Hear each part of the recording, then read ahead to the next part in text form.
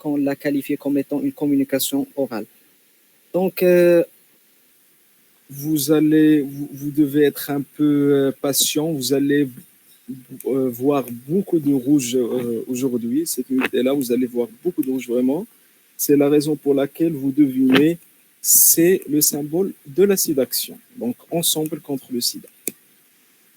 Donc, le plan de ma présentation va porter sur, c'est un cours qui va porter sur le virus. C'est quoi le VIH?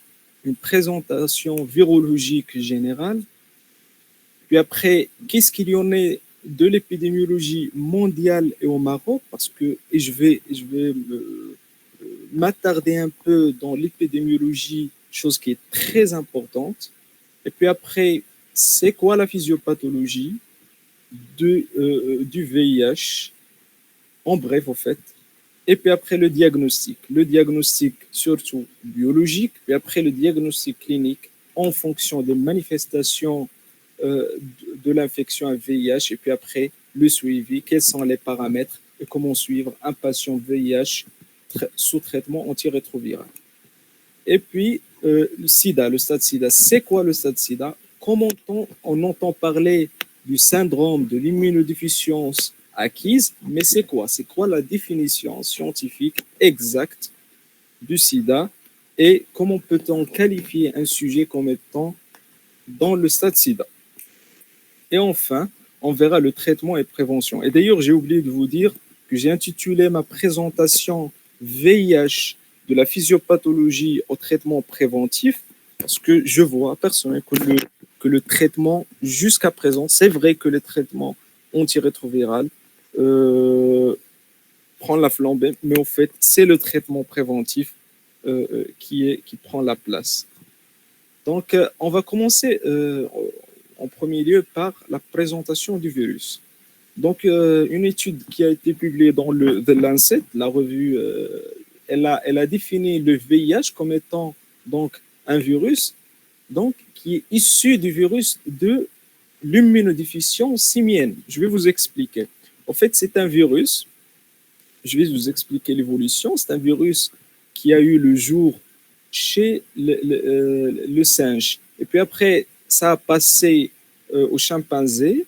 Puis après, du fait de la consommation de la viande du chimpanzé par l'être humain, il a eu certaines mutations qui ont fait que ce virus de l'immunodéficience simienne, ça se dit au fait, excusez-moi, je vais utiliser le pointeur. Donc, simian immunodeficiency viruses.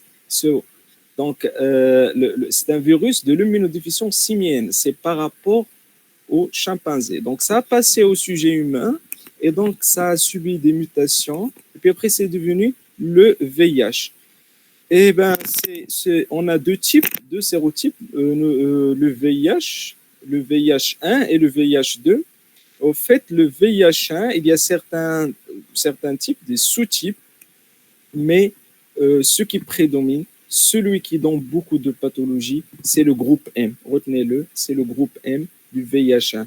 Et puis, on a remarqué que cette variance du VIH1, la raison pour laquelle vous allez me poser la question, ou tout le monde, surtout les moins âgés, c'est comment est-ce que le VIH, il n'y a pas un vaccin? En fait, c'est en rapport avec ces mutations, parce qu'il y a beaucoup de mutations de telle manière qu'on n'arrive pas vraiment à fabriquer un vaccin. Et donc, ce VIH1 est connu par sa diversité génétique. Cette raison est expliquée par le fait qu'il y a une certaine enzyme qu'on verra après, c'est reverse transcriptase, c'est la transcriptase inverse qui fait beaucoup d'erreurs. Donc, la transcriptase inverse, c'est quelque chose de normal, elle fait beaucoup d'erreurs. La raison pour laquelle on synthétise un ADN qui est un peu défaillant, à chaque fois il est différent, et donc à chaque fois on fabrique des virus différents, et donc on ne peut pas fabriquer un vaccin. Et puis après, comme j'ai dit, il y a deux types de virus, le VIH1 et le VIH2. On verra après les principales différences entre le VIH1 et le VIH2. La principale différence, c'est que retenez-le, le VIH de type 2, il est moins méchant, il est beaucoup plus gentil que le VIH. Là, comme j'ai dit que l'infection au VIH, donc ça a passé, may have jumped from chimpanzees, donc ça a passé des chimpanzés à l'être humain, donc au XVIIe siècle, en 1800 et quelques. Et puis après, ils ont dit probablement, c'est le fait de la consommation de la viande et le contact avec le sang du chimpanzé, la viande du chimpanzé. Ce virus de l'immunodéficience simienne a subi certaines mutations, certaines variations, et il est devenu chez l'être humain ce qu'on appelle le VIH, qui est apparu en fait en 1970, c'est aux États-Unis. Mais le virus, réellement, le VIH, est apparu beaucoup plus précocement en Afrique, et surtout en Afrique de l'Ouest, de l'Est et de l'Ouest. C'est écrit là, je vais vous envoyer le document, vous pouvez lire à tête reposée. Donc là, quelle est la différence entre ce virus de l'immunodéficience humaine et le virus de l'immunodéficience simienne? Les principales différences, comme j'ai dit et je vais le redire, c'est que donc, pour le VIH, c'est juste donc, le passage le virus de l'immunodéficience simienne du chimpanzé à l'être humain. Et il a subi certaines mutations, tout simplement, et il est devenu donc un virus qui est méchant pour l'être humain. Et la succession des mutations qu'a subi le virus chez l'être humain, c'est au bout de 100 ans. Et puis après, vous voyez là, donc le virus de l'immunodéficience simienne s'est apparu chez les singes 100 000 années. Vous voyez, 100 000 années, donc, est apparu chez les singes. Là, les autres différences. Mais au fait, les deux, que ce soit le virus de l'immunodéficience simienne et le VIH, les deux attaquent le système immunitaire de la même manière. Donc, c'est ça. Vous voyez là, donc là, ça montre un peu l'évolution. Ça a passé, donc, le virus de l'immunodéficience simienne, ça a passé du singe vers les chimpanzés. Puis après, il a eu, vous voyez, donc ça a passé, au fait, la localisation primaire, c'était chez les singes. Et donc, il y a eu une adaptation auprès des chimpanzés. Et puis après, une autre, ça a passé à l'être humain. Vous voyez cette flèche, ça a passé à l'être humain et ça a subi une certaine adaptation. Et puis, ça est devenu le VIH. Et surtout le groupe M, qui est donc le plus virulent et celui qui donne beaucoup de maladies qu'on constate à ce jour-là. Vous voyez là, oui, toujours dans l'histoire de VIH, le premier qui a découvert le virus, c'est professeur Luc Montagnier de l'Institut Pasteur de Paris 1983. Donc, c'est un éminent virologue qui a découvert ce virus. Donc, est-ce que vous m'entendez toujours? Est-ce que vous arrivez à m'entendre?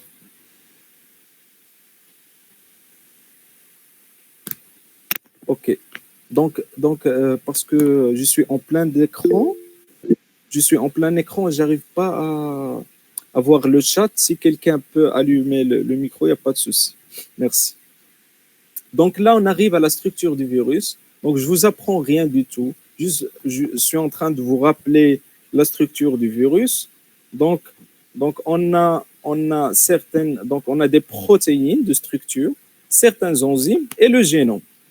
Vous voyez, donc on commence par les protéines de structure qui vont former la structure du virus. Premièrement, on a donc ce qu'on appelle une enveloppe lipidique.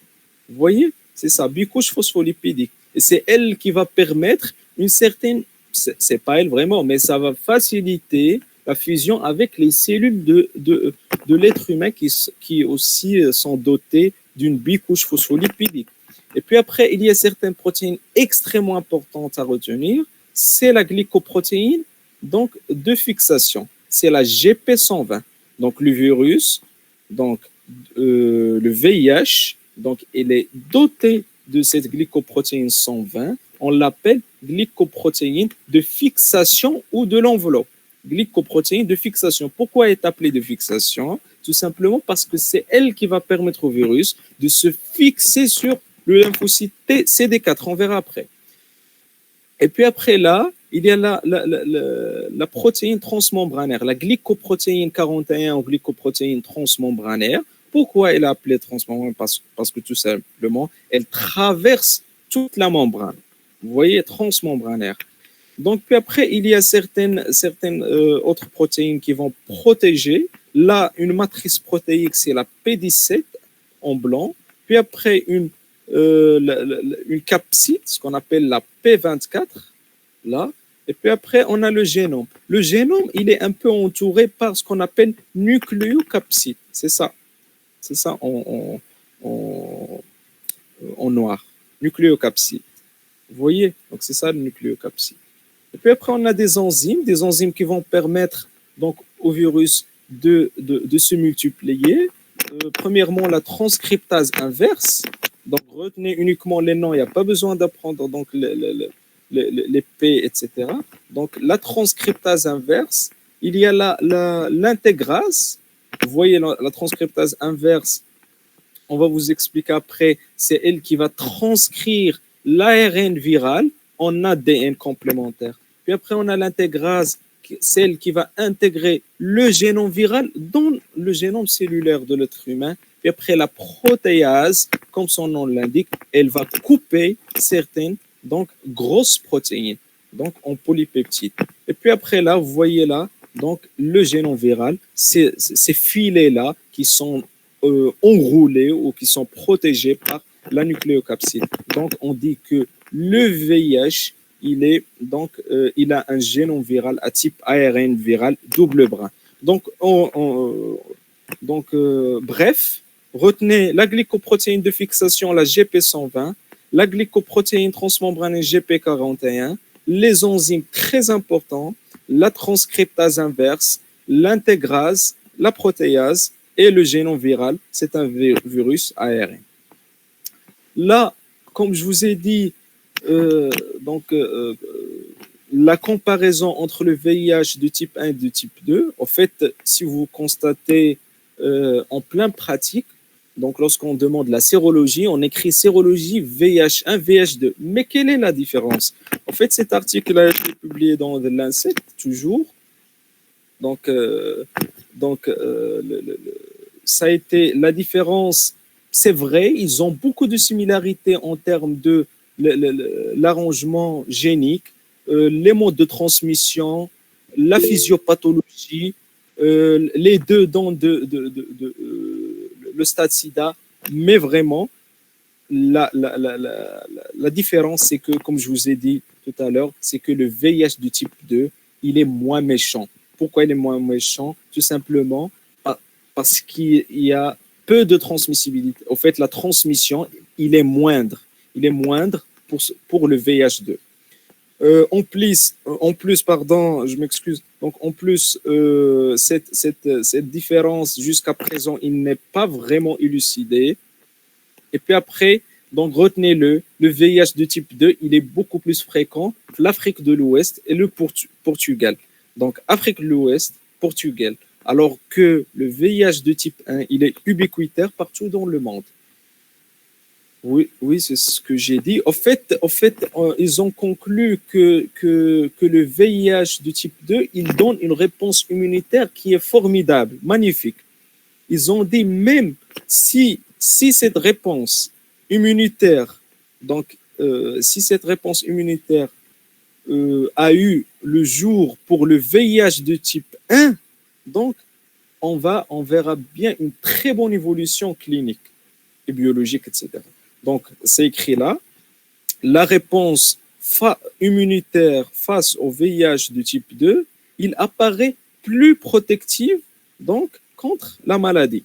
Et si ça a été le cas, if such immune responses, si ça a été le cas donc, pour le VIH de type 1, les patients infectés par le VIH, ils vont avoir donc moins de dégâts.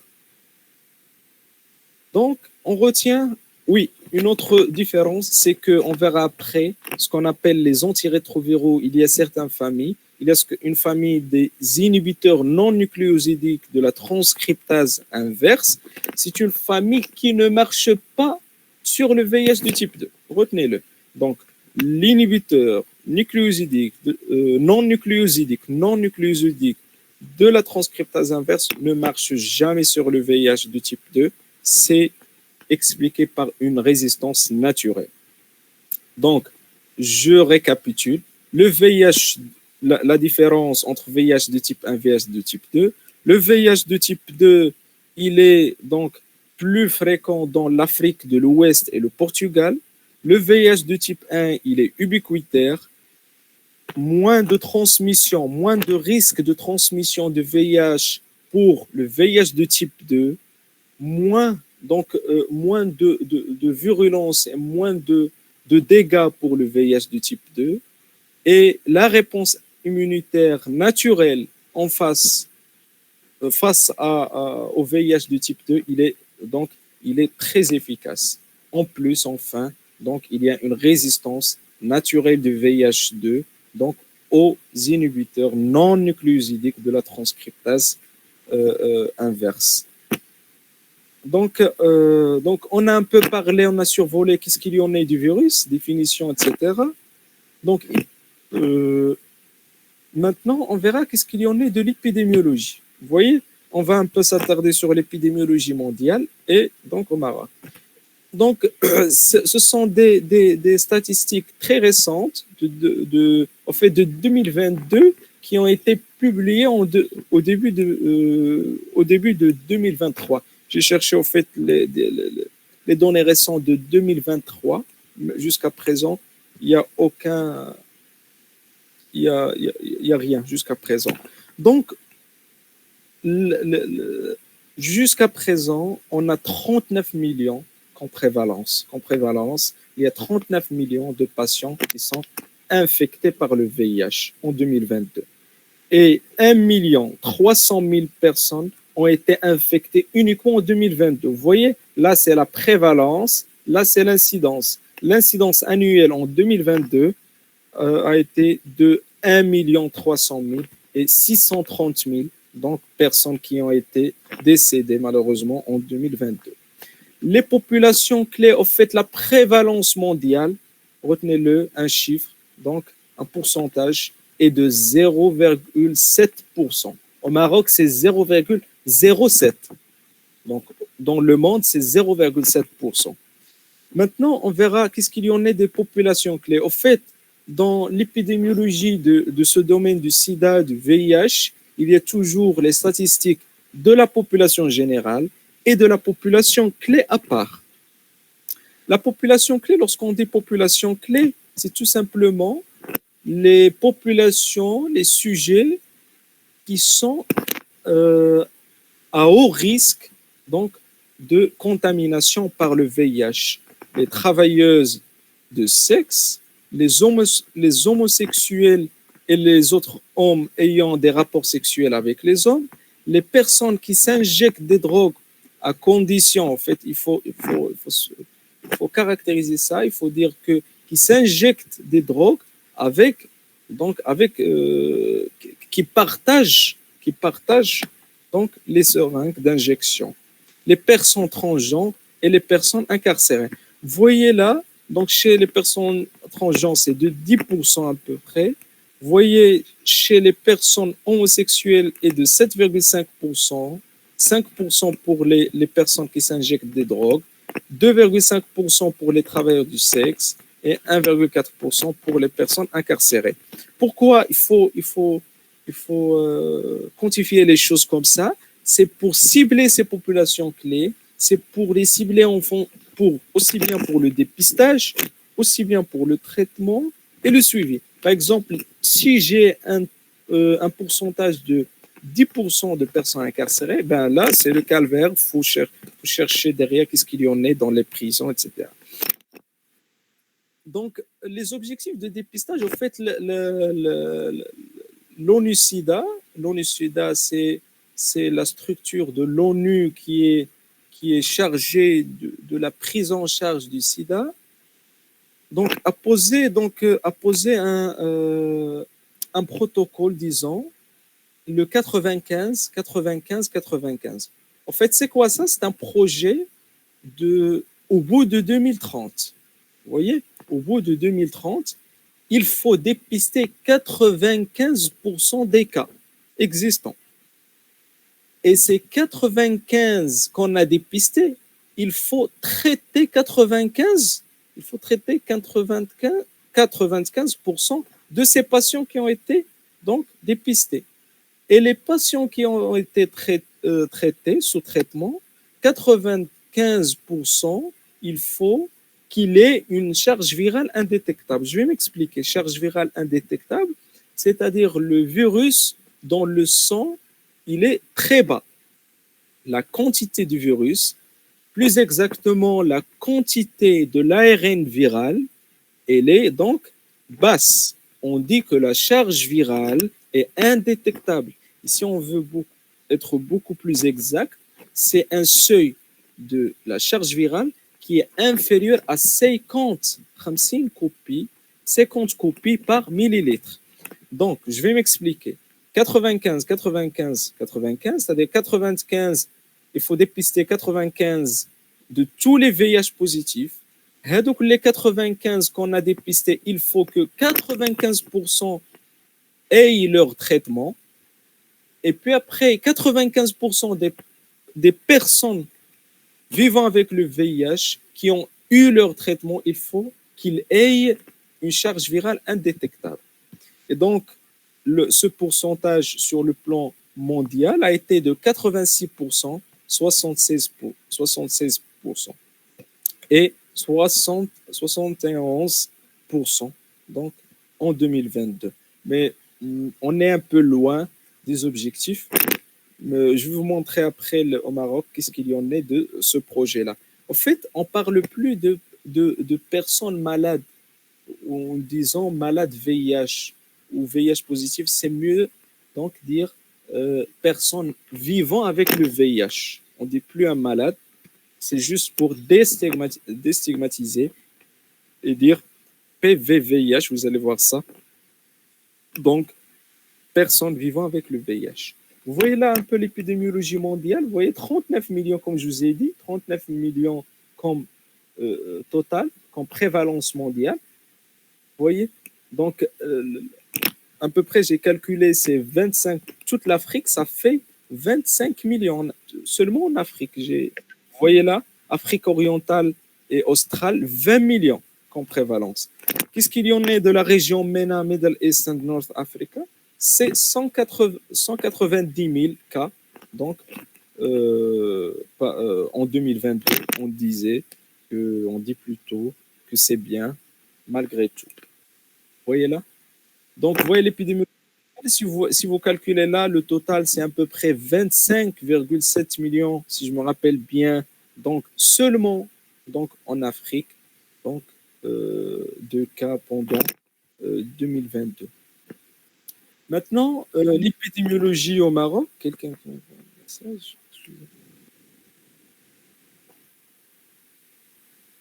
Oui. Donc, je termine. Donc, l'épidémiologie au Maroc, en 2022, selon les données du ministère de la Santé et de la Protection sociale, en fait, ça, je l'ai pris du rapport de l'ALCS. La prévalence au Maroc, c'est 0,08%. Et puis après, le nombre total des personnes vivant avec le VIH, retenez-le, c'est 21 200. Le total, le VIH, qui sont infectés par le VIH en 2022, c'est-à-dire la prévalence totale, est de 21 200.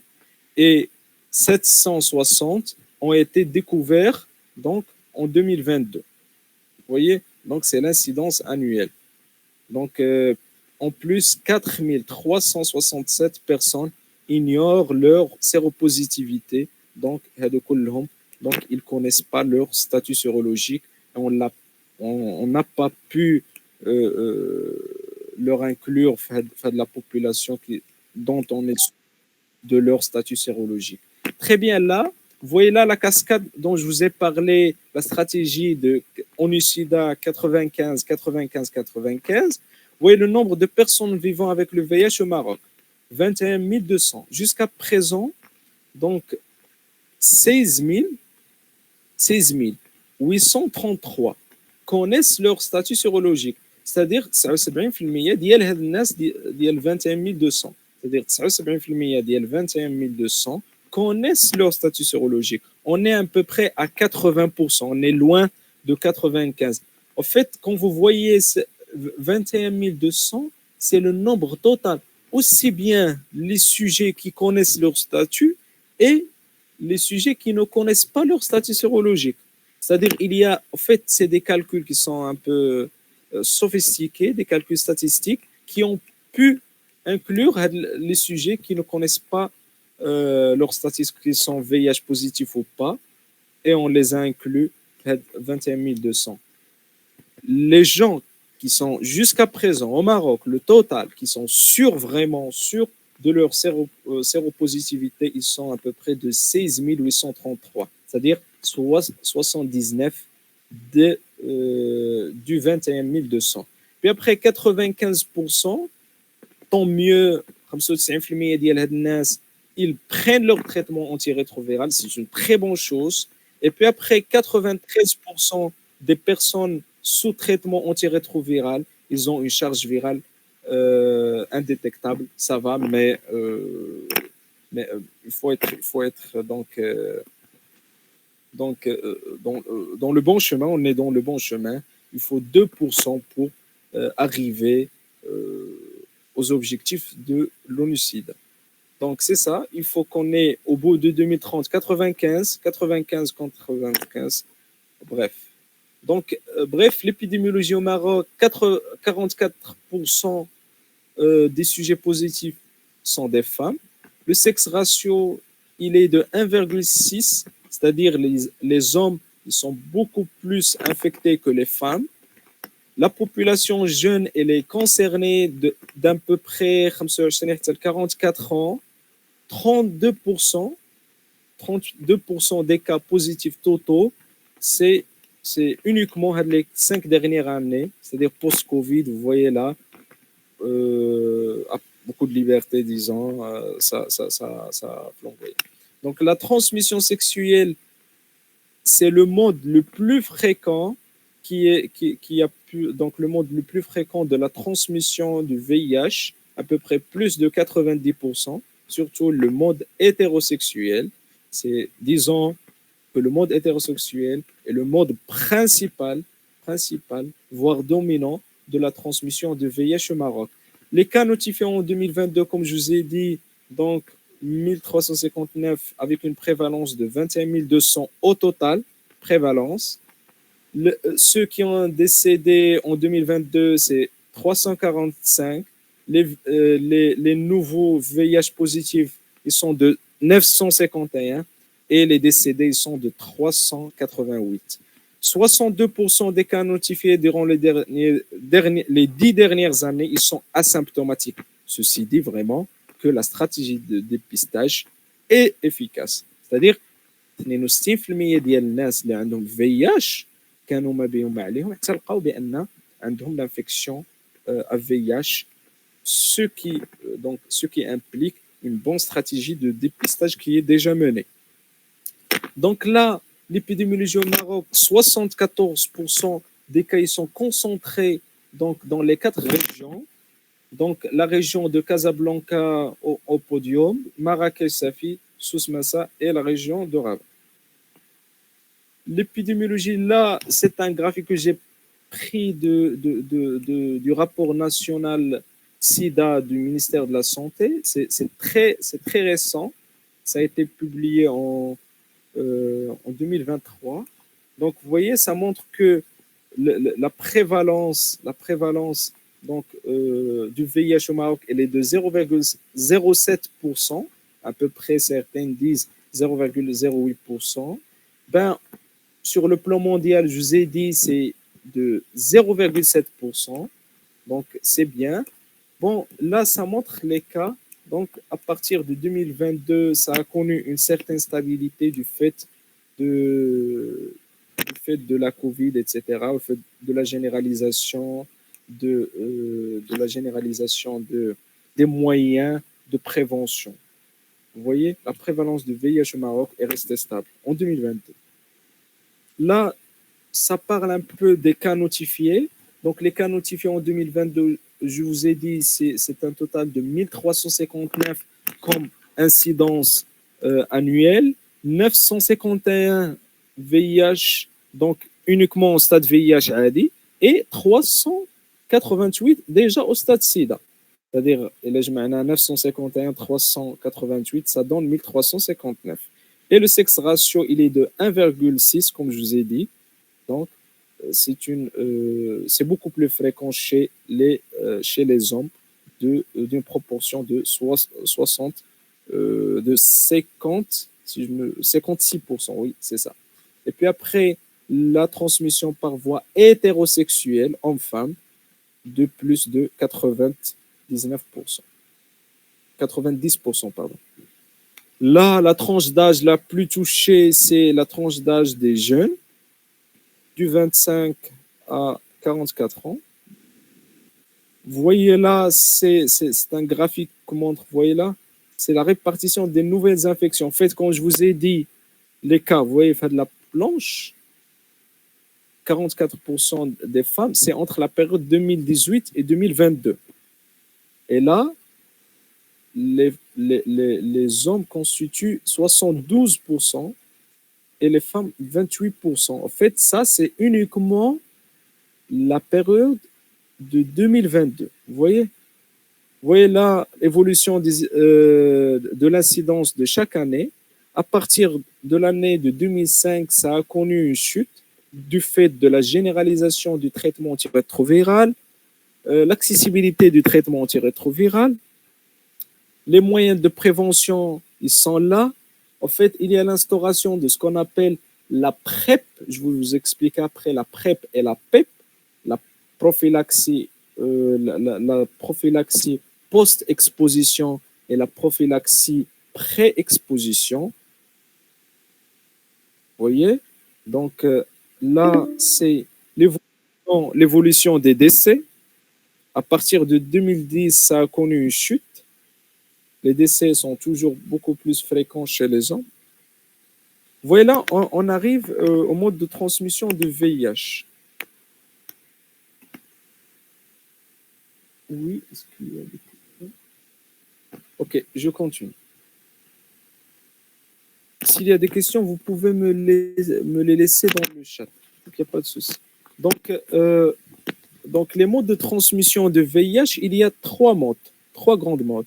Donc, la transmission sanguine, puis après la transmission sexuelle non protégée, il faut souligner, non protégée, et puis après verticale, c'est-à-dire de l'ascendance vers la descendance. C'est-à-dire ça sous-entend une transmission via le sang sanguin, le sperme et le liquide séminal, donc toujours une transmission sexuelle, les sécrétions vaginales et le liquide rectal, toujours on est dans la transmission sexuelle, et puis après le lait maternel dans la transmission verticale. En fait, la transmission verticale aussi pour le sang. Donc, à noter que le liquide séminal est très très riche. Il est riche au virus VIH. Donc, certains disent que le liquide séminal, non, ça ne transmet pas. Non, c'est pas vrai, ça transmet. Et ça a été prouvé scientifiquement. Donc, le liquide rectal, etc. Donc, aussi, le liquide rectal, en fait, le mode de transmission par voie anale, il est beaucoup plus. Donc, il y a un risque de transmission du VIH par voie anale beaucoup plus élevé que la transmission par voie vaginale. Là, c'est le mode de transmission du VIH ways that the virus is not transmitted. Donc, il faut mettre fin avec ces mythes-là. Même le partage des toilettes, Donc, le salut, la salive, les assiettes, les tiques, etc., ça ne transmet pas. C'est pas vrai. Donc, vous voyez là, c'est une planche qui va montrer les mauvaises, donc disons les mauvaises habitudes ou bien les, les, les manières avec lesquelles ne se transmet pas le VIH. Vous voyez là j'ai mis deux planches là, le pilon et le mortier. Vous voyez, le pilon et le mortier. Donc, je considère que ce VIH est limite, c'est comme le pilon et le mortier, il ne se séparent pas. La raison pour laquelle il faut donc stopper, il faut mettre fin avec ceci. Là, je vais parler un peu des modes de transmission. Une étude aussi qui a été publiée, je pense, en 2009. Donc, elle a stipulé que le risque de transmission du VIH, toujours on parle de VIH de type 1, ça dépend en fait du nombre de copies du virus par millilitre, c'est-à-dire ça dépend de la charge virale. Par exemple, lors de la primo-infection, on verra après que la charge virale, elle est vraiment maximale.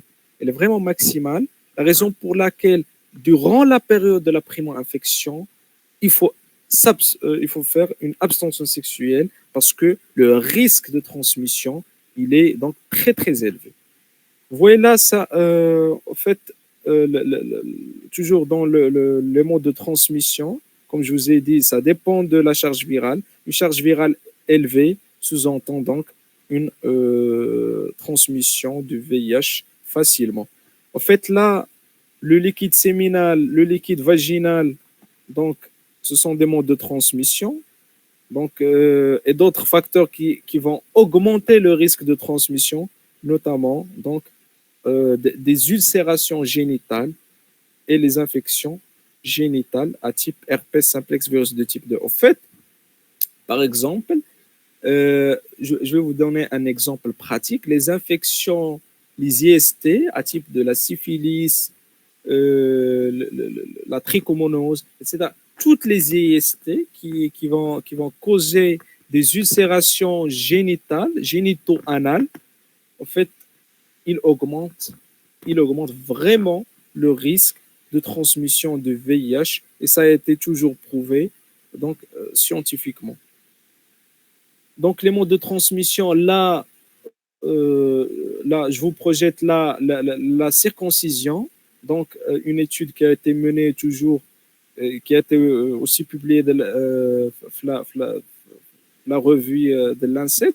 Elle a stipulé que la circoncision, elle réduit donc la transmission du VIH. Donc, c'est aussi stipulé là que même là, c'est l'utilisation du préservatif. Elle réduit de 78% la transmission sexuelle. Vous voyez là? Là, c'est juste l'injection, le partage, l'injection des drogues par voie intraveineuse. Donc, bien sûr, en partageant les seringues, c'est un moyen de transmission du VIH. Attention aussi, chercher une co-infection hépatite C, c'est très fréquent chez ces sujets-là. En fait, là, ça se fait au centre d'addictologie, une étude qui a été menée à Tanger dans ce sens-là.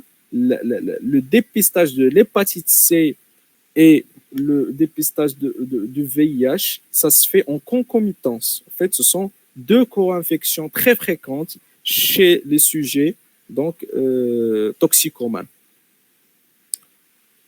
Là, une étude qui a été publiée dans l'American Association of Urology qui montre que la circoncision, donc elle réduit de 60% la transmission de VIH. Donc, on est scientifique, c'est vrai, mais كيبين بأن الحكمة ديال سنة الرسول صلى الله عليه وسلم في الحياة ديالنا jusqu'à présent. Donc, chose à ne pas négliger vraiment. Donc, voyez là, l'étude qui a été menée, c'est une méta-analyse, donc, qui a été publiée dans l'American Association of Urology. Donc, vous voyez là, ce sont trois essais randomisés qui ont démontré enfin qu'il y a une réduction de la transmission du VIH de 50 à 60%. Là, on arrive un peu à la physiopathologie. Vous voyez là, c'est le virus, et là, c'est l'immunité, les lymphocytes T.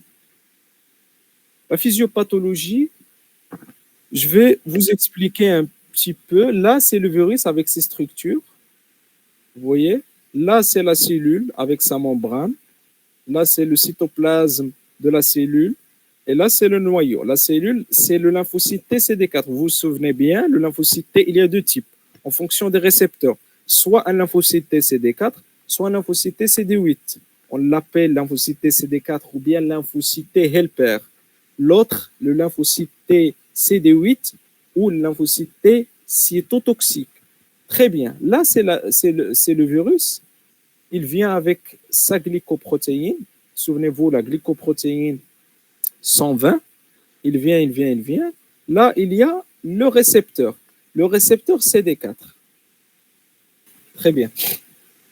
Donc, la physiopathologie, comme je vous ai dit, là, c'est le virus avec son récepteur, donc, la glycoprotéine 120, la glycoprotéine de fixation. Vous voyez là, c'est en bleu. Et puis après, là, c'est le lymphocyte TCD4 avec le récepteur en vert, le récepteur CD4. En fait, pourquoi, vous allez me dire, pourquoi ce virus, il attaque uniquement le lymphocyte TCD4? C'est logique. Tout simplement, il y a une certaine compatibilité entre le récepteur CD4 et la glycoprotéine 120. Très bien. Une fois le virus arrive, il s'insère au niveau de son récepteur. Donc, il se fixe au niveau de son récepteur CD4. Non uniquement le récepteur, mais il y a certains corécepteurs qu'on appelle les corécepteurs CCR5 et le corécepteur CXCR4. C'est très important, retenez les corécepteurs. Je vais vous expliquer pourquoi. Là, vous voyez, donc une fois il se fixe, il y a la fusion, il y a l'étape de la fusion. Il y a la fusion de la couche, comme je vous ai dit, le lymphocyte, là, en rose. Le lymphocyte a une membrane à base de bicouches phospholipidiques. Le virus aussi a une enveloppe lipidique. Il y a une certaine fusion. Puis après, hop, donc le génome viral est ensemencé en intracytoplasmique, en intracellulaire. Vous voyez là, c'est le génome viral. Donc, l'ARN viral du virus, il va subir grâce à sa propre enzyme. C'est la transcriptase inverse, comme son nom l'indique, transcriptase inverse. Elle va transcrire d'une manière inverse. Elle va transcrire l'ARN ou bien transformer l'ARN en ADN, qu'on appelle ADN-C, ADN complémentaire. Une fois l'ADN est obtenu, il va être intégré aussi grâce à sa propre enzyme, l'intégrase. Il va être intégré dans notre génome donc viral, dans notre génome cellulaire une fois pour toutes, durant toute la vie. C'est logique. Vous allez poser la question pourquoi il y a eu une transcription inverse? Parce qu'on ne peut pas donc intégrer l'ARN dans l'ADN, parce que l'être humain a comme génome un ADN et non pas l'ARN.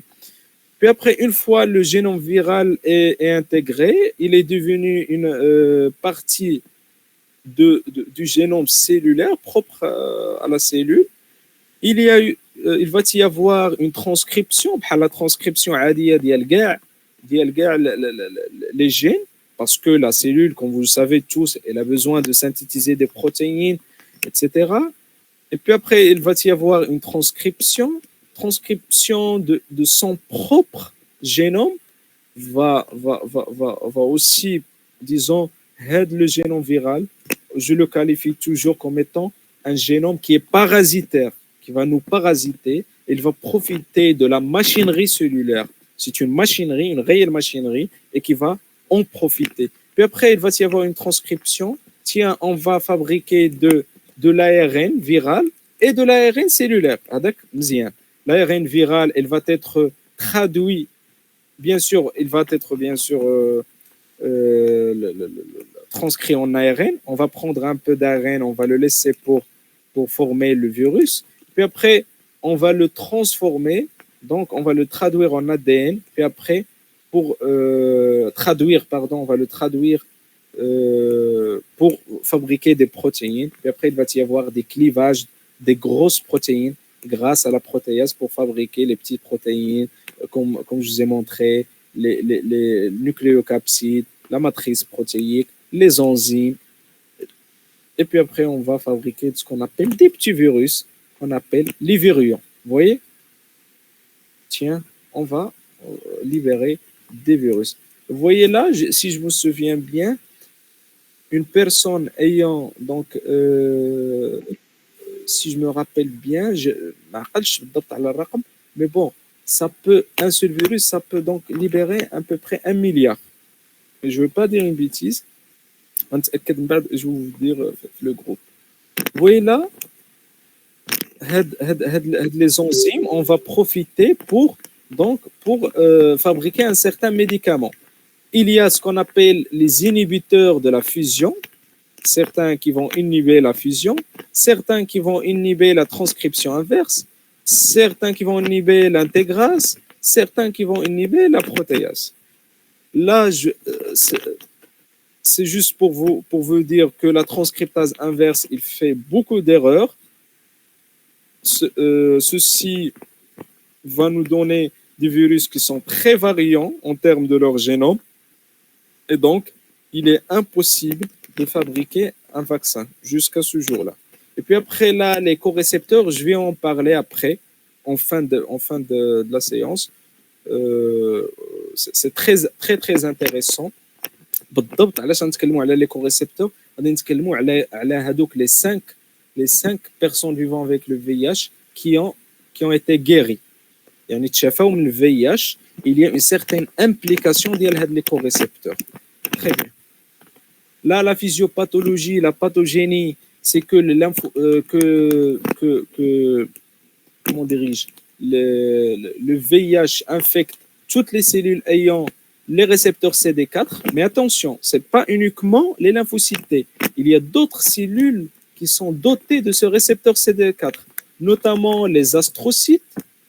Au niveau des cellules, ce sont des cellules gliales du cerveau.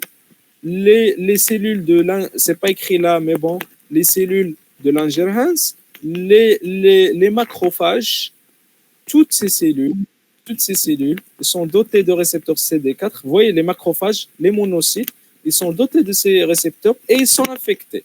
Ils sont infectés par le virus. Vous voyez là, les astrocytes, ils sont aussi infectés dans le cerveau. La raison pour laquelle on trouve dans le stade SIDA, c'est-à-dire à un stade évolué de l'infection à VIH, on trouve ce qu'on appelle une pathologie, ce qu'on appelle une encéphalopathie à VIH. Vous savez tous, l'encéphalopathie hépatique, l'encéphalopathie hyperurémique, tout ça, ce sont des encéphalopathies conséquentes d'une certaine pathologie sous-jacente. Et c'est le cas ici. L'infection VIH, donc, elle va provoquer une certaine destruction des cellules gliales du cerveau. Et puis après, la conséquence, c'est une encéphalopathie à VIH. Le sujet peut même devenir comateux. Là, comme je vous ai dit, vous voyez, activité de lymphocyte TCD4, infection. Puis après, il y a destruction. En fait, comme je vous ai dit, comment l'immunodépression donc prend place. Vous voyez là, une fois le génome viral est intégré, il profite de la machinerie cellulaire. Puis après, il y a une certaine sénescence des cellules, leur apoptose, donc du fait du parasitisme. Entre parenthèses, bien sûr, parasitisme. Là, on rentre dans le vif du sujet. Il faut retenir que dans l'infection à VIH, il y a 3 grandes étapes.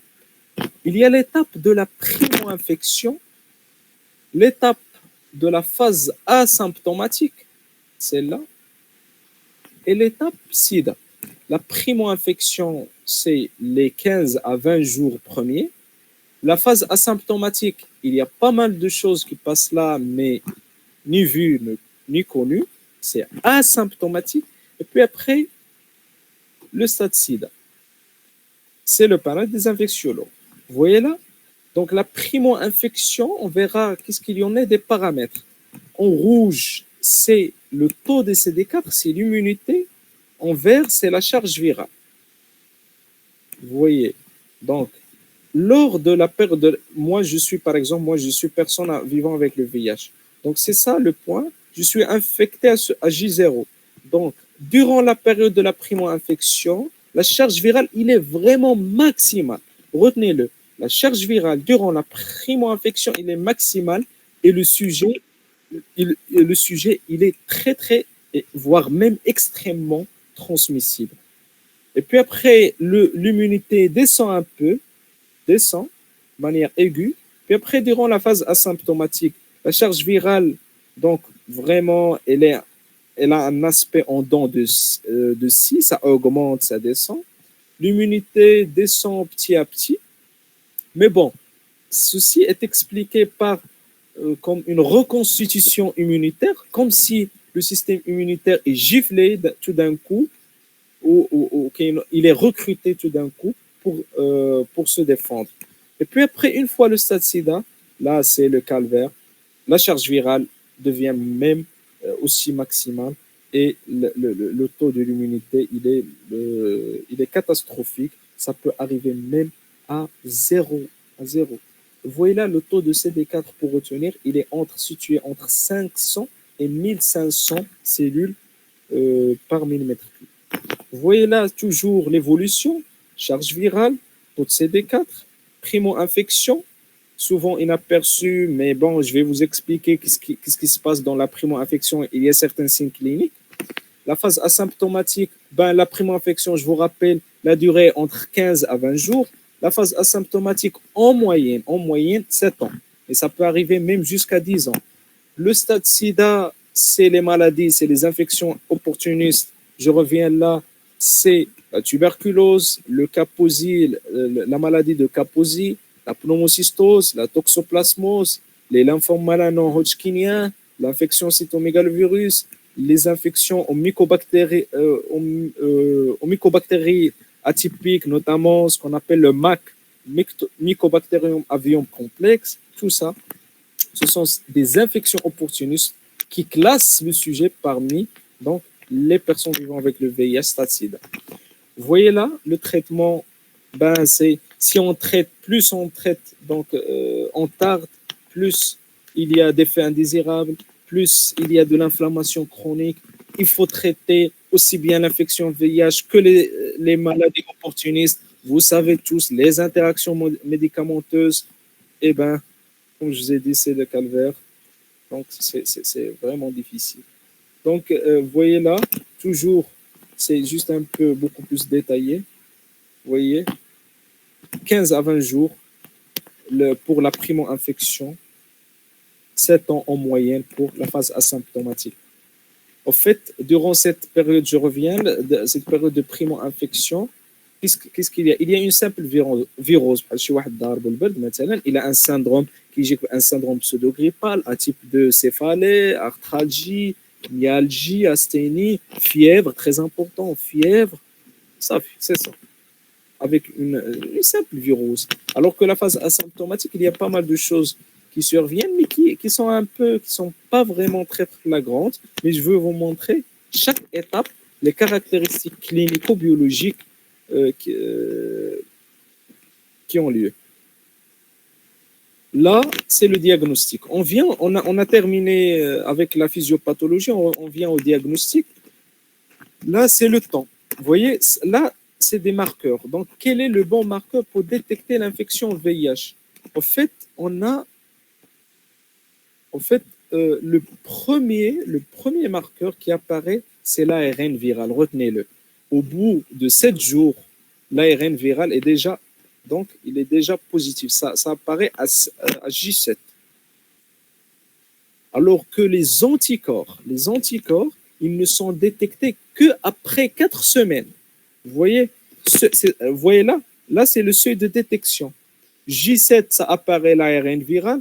Au bout, disons, à J10, il est détecté l'ARN viral. Lorsque je dis l'ARN viral, il est détecté par PCR, bien sûr, par amplification génique.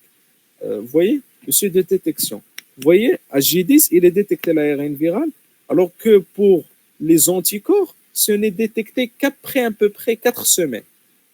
La raison pour laquelle, maintenant, un patient, quelqu'un qui vient vous voir, il vous a dit que j'ai eu un rapport sexuel non protégé, à risque, avec une personne faisant partie de la population clé, et j'ai crainte, il vous dit comme ça, j'ai crainte que j'ai attrapé un VIH.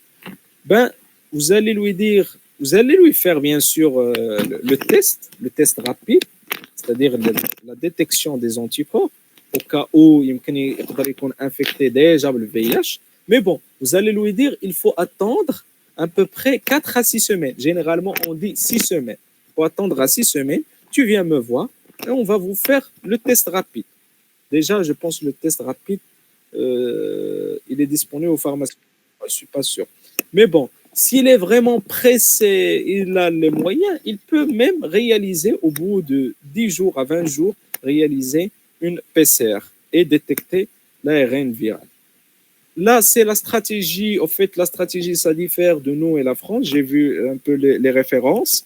Au Maroc, c'est ça la stratégie diagnostique. On commence les tests rapides, les TROD, ce qu'on appelle les TROD, les tests rapides d'orientation diagnostique ou bien les LISA. Donc, si c'est négatif, bien, il faut répéter le test après 6 semaines à condition que le sujet vous dit j'ai eu un rapport à risque, j'ai fait une relation sexuelle non protégée avec un homosexuel, par exemple. Positif, Elisa Trod, si c'est positif, faites la charge virale. Il est dans 99% des cas, il est détectable. Rarement, il est indétectable. S'il est indétectable, il faut s'assurer. Il faut réaliser le Western blot, une technique. Si c'est positif, c'est positif. Si c'est négatif, c'est négatif une fois pour toutes. En fait, vous allez me dire si c'est le test rapide ou bien ELISA. Si c'est positif, on s'arrête. Si c'est positif, on s'arrête. Il n'y a pas besoin de faire la charge virale. Mais non, lorsqu'on qualifie quelqu'un de VIH positif, c'est une fois pour toutes, c'est une maladie chronique à déclaration obligatoire. Donc, ce n'est pas quelque chose de simple. Il faut donc confirmer par la charge virale. Parce qu'au fait, il y a des faux positifs. Vous allez me dire pourquoi. Tout simplement, le test rapide, il est extrêmement sensible. Il a une sensibilité de 99%. Une sensibilité de 99%. C'est-à-dire, la sensibilité d'un test, il y a le test ou bien le device, il peut détecter l'agent, le germe, le virus, à un taux qui est très bas. Vraiment, donc, pour détecter le virus. Donc, les faux positifs, ils sont donc fréquents. La raison pour laquelle on confirme par la charge virale. Mais bon, le cas de la charge virale indétectable avec Western blot positif, ce sont des cas rares, soit le VIH de type 2 parfois, soit des élites non progresseurs. Les élites non progresseurs, c'est une autre histoire. Je vais l'expliquer maintenant. Les élites non progresseurs, comme leur nom indique, ce sont des élites. Ils ont l'infection VIH, mais ils tardent vraiment d'avoir le stade SIDA. Comme je vous ai dit, une personne adia, il arrive au stade de SIDA au bout d'à peu près 7 à 10 ans, il arrive au stade SIDA ou AIDS, c'est la même chose. Donc, les sujets élites non progresseurs, ils tardent, ils ont l'infection à VIH, ils ne font pas des infections opportunistes, mais qui déroulent la tuberculose, le caposie, pneumocystose, comme ils sont sains, mais de moins. Et c'est bizarre, et je vais vous expliquer en fin de séance pourquoi. Si quelqu'un de vous a une contribution, je vous laisse. Donc, c'est très intéressant de savoir pourquoi Les élites non progresseurs, comment ils ont fait pour ne pas attraper le stade sida, même en traînant avec le VIH des vingtaines d'années, trentaines d'années. Les élites non progresseurs, comme s'ils n'ont rien. Ils n'attrapent ni tuberculose ni rien du tout. Vous voyez là, c'est le test rapide. Là, je vous apprends rien, l'ELISA avec les quatre types. Là, au Western blot, on détecte tout simplement grâce à des anticorps, on détecte les glycoprotéines. Vous voyez là, c'est comme le truc de l'électrophorèse des protéines. Là, si on veut le counseling pré-test, c'est tout simplement, en tant que médecin praticien, avant de réaliser le test de VIH, spécialement le VIH, il y a des recommandations. Avant de réaliser le test et après avoir réalisé le test, il faut réaliser certains trucs. Premièrement, il faut de la confidentialité. Deuxièmement, le consentement éclairé du sujet. Par exemple, si vous êtes sur le plan éthique, par exemple à l'hôpital, ou ailleurs, si vous voulez donc réaliser une sérologie VIH, vous devez obligatoirement, éthiquement, demander au sujet est-ce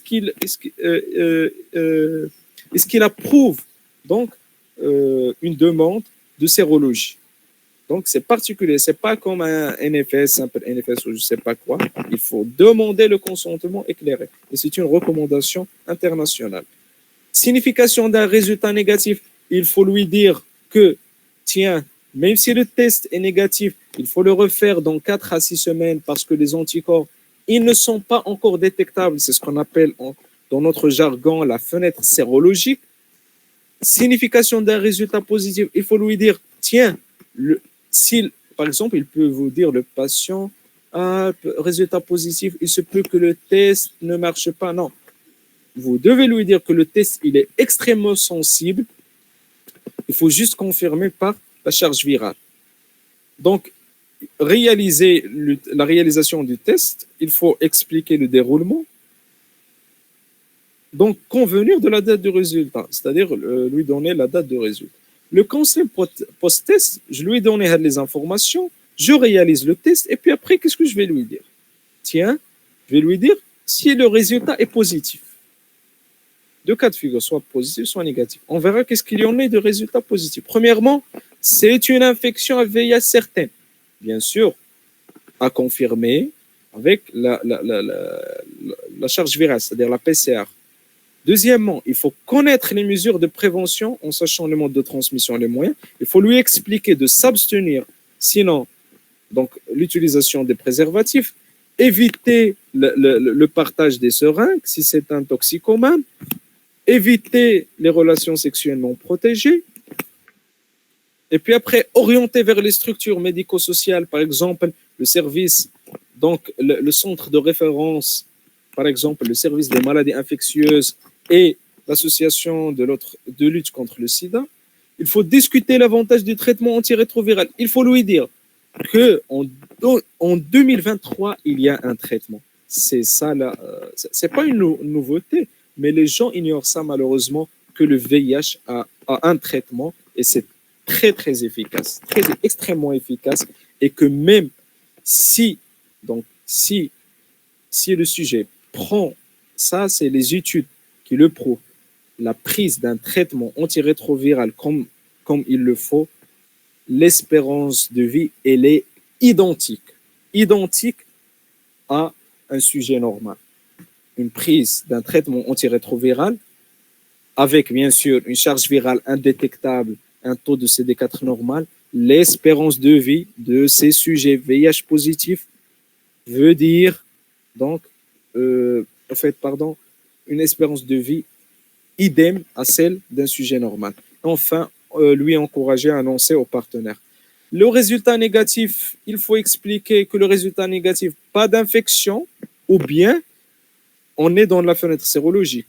Deuxièmement, il faut connaître quand même, lui expliquer les mesures de prévention et profiter du moment avec cette personne-là pour donc lui inciter d'éviter les contacts à risque, éviter donc les relations sexuelles non protégées éviter le partage des seringues, lui orienter vers les structures qui prennent en charge ces sujets, par exemple les toxicomanes, vers le centre d'addictologie, vers l'ALCS, etc. Là, comme je vous ai habitué, il y a beaucoup de rouge. Vous le devinez, c'est l'acide action. On continue. Donc, l'histoire naturelle. C'est quoi l'histoire naturelle de l'infection VIH? Une fois on est donc contaminé, en fait, pas contaminé, mais exposé. Exposition, deux cas de figure. Soit il y a infection, soit pas d'infection. Il faut retenir une chose très importante. Le VIH, c'est le virus le plus fragile. Vous ne pouvez pas imaginer ce virus, combien il est fragile dans la nature. Il n'y a pas plus fragile que le VIH. En fait, dans les accidents d'exposition au liquide, au sang, le taux, c'est-à-dire le risque de transmission lié le VIH, par exemple, quelqu'un, moi je suis externe, j'ai été piqué par une aiguille. Le risque de transmission du VIH, il est de 0,3%. Alors que le risque de transmission du virus de l'hépatite B, il est de 40%. Le risque de transmission du virus de l'hépatite C, il est de 3%. Donc, vous voyez combien il est fragile dans la nature, le VIH. Donc, soit pas d'infection, et c'est fréquent, tant mieux, et infection. Infection, malheureusement, on a l'évolution, comme je vous ai montré avec le graphique, 3 étapes, retenez-le. Primo-infection qui dure de 15 à 20 jours. Cette primo-infection, il peut être soit symptomatique, soit asymptomatique. Souvent, elle est symptomatique, plus de 50%. Un syndrome, en fait, il y a un syndrome pseudo-grippal persistant au-delà de 7 jours. Par exemple, comme vous le savez tous, une grippe, lorsqu'elle vient en grippe saisonnière, ça dure à peu près 5 à 6 jours. Mais lorsque ça dépasse 7 jours, ben c'est quelque chose qui ne va pas. Un syndrome pseudo-grippal fait de céphalée, arthralgie, fièvre, myalgie, asthénie. Donc, au-delà de 7 jours, il faut penser à une primo-infection VIH. Asymptomatique, il est séropositif, mais tout est calme. Symptomatique, asymptomatique, ça va donc nous emmener dans la deuxième étape, c'est la phase asymptomatique. Au bout, en moyenne, 7 ans jusqu'à 10 ans. Et puis après, il y a le stade SIDA. Soit on atteint le stade SIDA, c'est le panache vraiment, les opportunistes, tuberculose, toxoplasmose, la maladie de Kaposi, les cancers, les lymphomes, vous ne pouvez pas imaginer.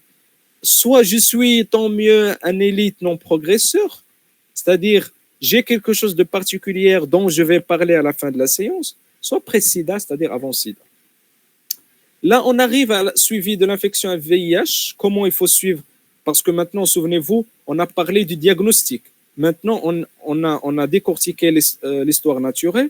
On va après détailler comment suivre une infection à VIH. Puis après, chaque étape, on verra les signes cliniques. Maintenant, le suivi, il faut voir l'état clinique, l'évolution, quantifier le taux de lymphocytes TCD4 et la charge virale. Donc, le taux de lymphocytes CD4, quel intérêt? Bien sûr, en fonction, comme je vous ai dit, souvenez-vous, le taux de CD4 normal, c'est entre 500 à 1500 cellules par millimètre cube. Donc, ça va nous permettre de déterminer le statut immunitaire de la personne vivant avec le VIH, l'efficacité du traitement. S'il prend son traitement et j'ai un taux de CD4 normal, tant mieux. Puis après, je peux prédire certaines infections opportunistes. Par exemple, moins le chiffre, le taux de CD4, je peux dire, tiens, je dois donner, je suis obligé scientifiquement de donner une chimioprophylaxie, c'est-à-dire, ça astabiq al-ahdath, donc le patient va donner un traitement préventif, c'est ce qu'on appelle la prophylaxie primaire, donc pour éviter la maladie. Par exemple, la pneumocystose pulmonaire, moins de 200 cellules par millimètre cube, un taux de CD4 moins de 200, on donne, aussi bien pour la pneumocystose et la toxoplasmose, on donne le Bactrim. Vous savez tous, le Bactrim, c'est le groupe primoxazole. c'est-à-dire le triméthoprim sulfaméthoxazole, c'est moins de 200. Donc, on donne un comprimé par jour jusqu'à la restauration immunitaire, c'est-à-dire jusqu'à ce que les CD4 soient normales. Là, une classification qui a été élaborée par le CDC, c'est-à-dire Center of Disease and Control, aux États-Unis, en 1993, et jusqu'à présent, il a été révisé, jusqu'à présent, il est efficace. En fait, on a eu une classification. En fait, il y a 3 catégories sur le plan clinique, la catégorie A, la catégorie B, la catégorie C. Là, c'est dans les lignes, et là, dans les colonnes. Dans les colonnes, c'est le taux des CD4. Moins de 200, entre 200 et 499, et plus de 500. Là, le A, c'est la phase de la primo-infection. Vous voyez, là, B, c'est la phase asymptomatique, mais il y a certains signes, je vais vous montrer. C, c'est le stade là où il y a les infections opportunistes, tuberculose, etc.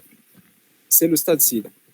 En fait, les Américains et les Européens diffèrent dans ce point-là, dans la définition du stade SIDA. Donc, entendez-moi là très bien. Donc, la définition du SIDA diffère.